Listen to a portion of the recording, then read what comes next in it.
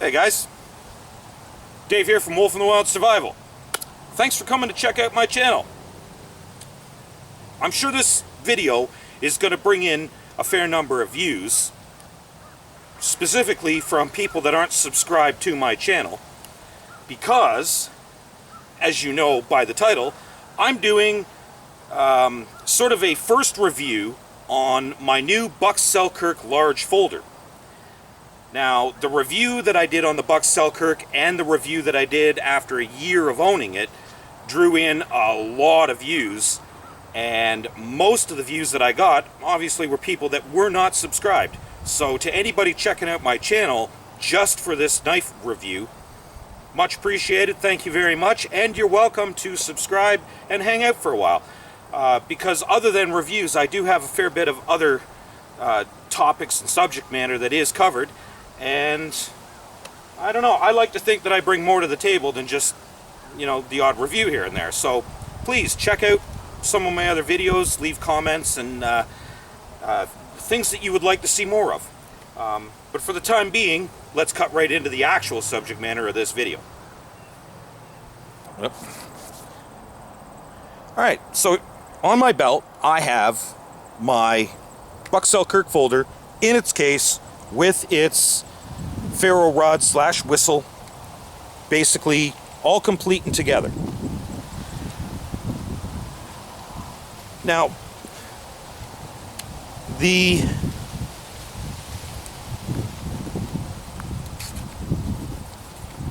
ferro rod with whistle is pretty much the same thing that you get with the Selkirk survival knife.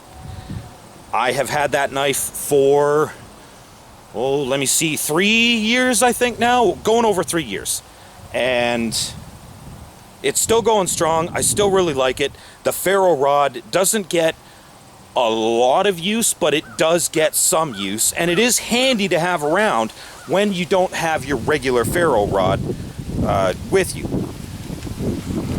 So that the ferro rod with the whistle is an excellent feature added on to this knife that you do not get with the small knife, the small folder. I wear this as part of my EDC. This is everyday carry for me now. So the whistle with the ferro rod is an excellent addition to what I wear on my person at all times without me carrying around an additional ferro rod or, you know, even a Bic lighter. I don't carry a lighter anymore. I quit smoking going on 4 years ago, I think now. And, you know, I don't keep a lighter on me at all times. So that is a very, very handy thing to have, especially for someone who doesn't smoke. Now, the case itself, which I will get into in a little further detail, but while it's still attached to me on my belt here, I just want to point out that it carries very, very comfortably. I can still get into my pocket. It doesn't get in the way really at all. It can be shifted around to be, you know, a scout carry or horizontal, you know, kind of whatever. It's got a lot of the same features that the original Selkirk has as far as modes of carry and adaptability. Very, very nice. I do like that design. It can be a little bit of a pain in the butt to kind of switch around and whatever, but once you get it into the configuration you want, you don't have to do it anymore. So not a bad design at all. All right, so let's get this bad boy off my belt and get a little further into the knife itself and some of the features of the case.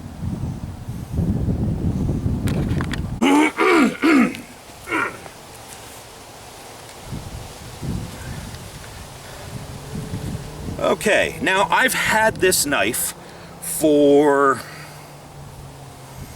I think 2 months now. I did use it on a camp trip. I have used it in a lot of bushcrafting, you know, type situations that for one reason or another never actually made it to a video. But still, nevertheless, I have been putting it through its paces.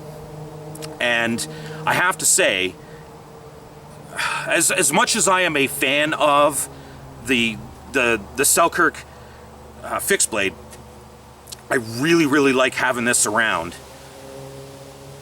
just for versatility, but the fact that it folds up and it's more compact and easy to carry. And as far as an everyday carry goes, you could walk around with a bush knife on, and you're going to get some looks. It does look a little hinky, but having, you know, a folder, just a jackknife style, you know, kind of thing, people don't even tend to notice it really. So I haven't really noticed any strange looks or you know, anybody kind of fearful, like, oh, this guy's got a knife. You know, because I mean, it does happen. It does happen from time to time. Now, much like the Selkirk, it had a sort of an insert in where the belt goes through. And why they do that, I honestly don't know, because the only belt that you could get through that with that insert might possibly be like a dress suit style of belt. Very, very thin little belt. Not good at all. So I had to take that out, which, I mean, really wasn't a big deal, but still, for me to get my regular belt through it, I had to modify it.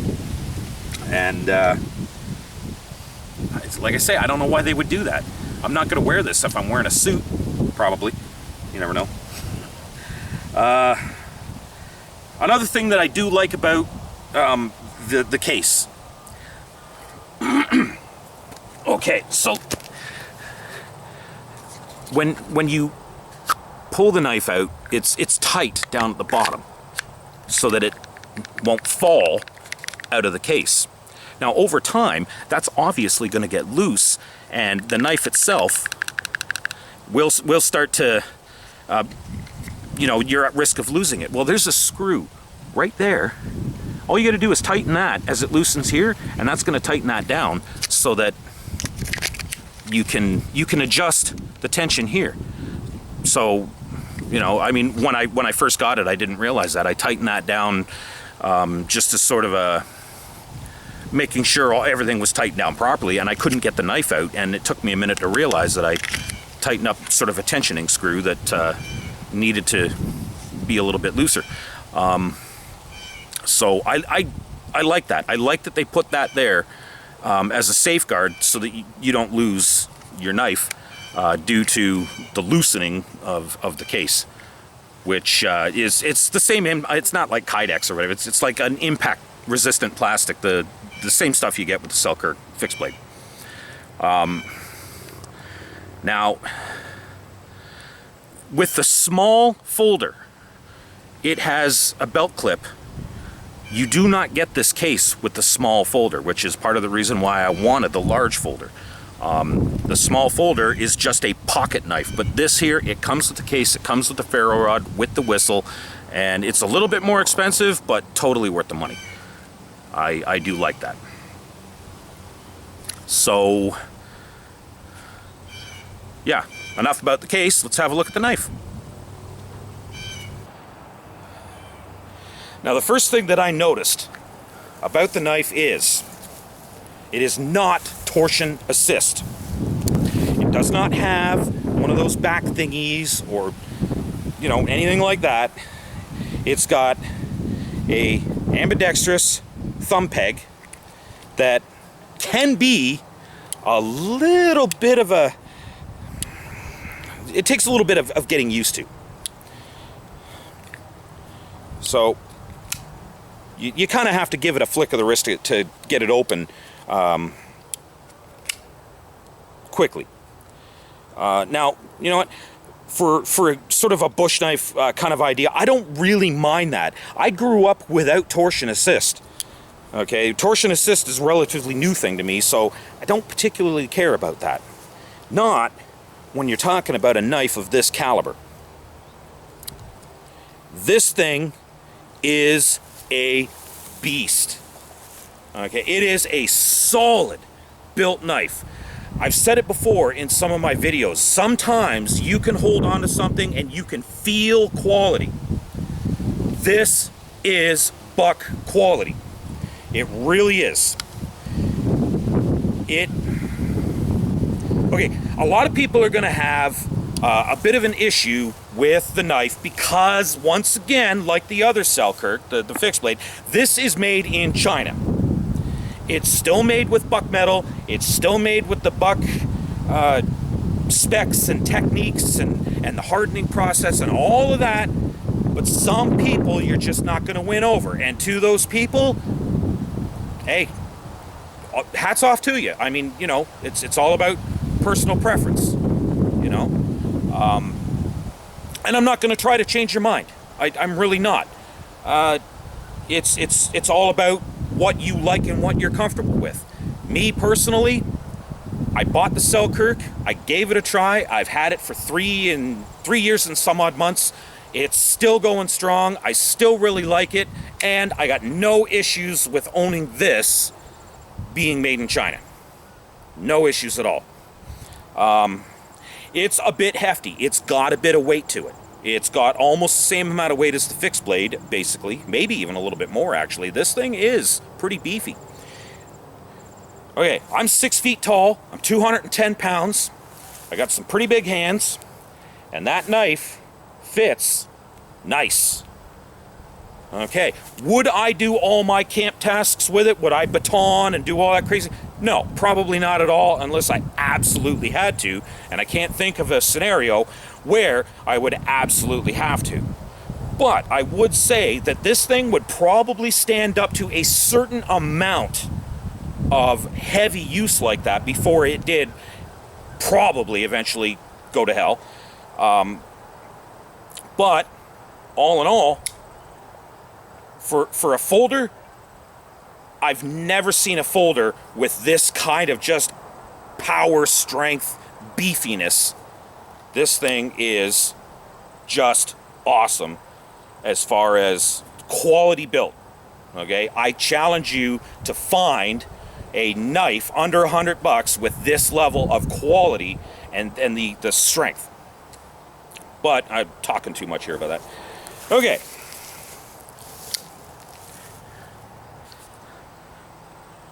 There's a liner lock. That lock covers about half of the blade, and that is good and strong. It is very, very strongly built to hold that into place. Okay, now when it's locked in, there's no play whatsoever at all. That thing is solid right in there.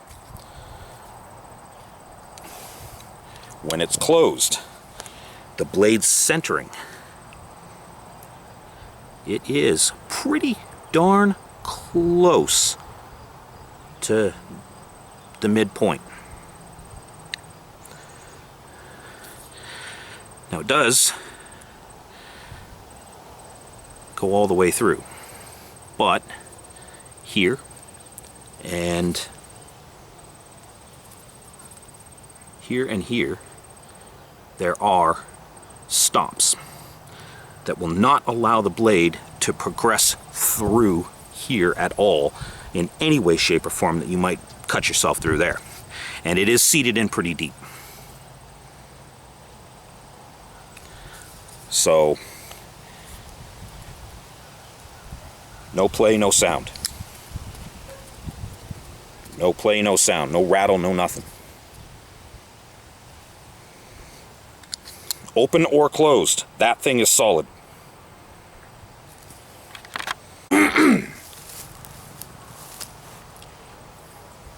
As for the blade,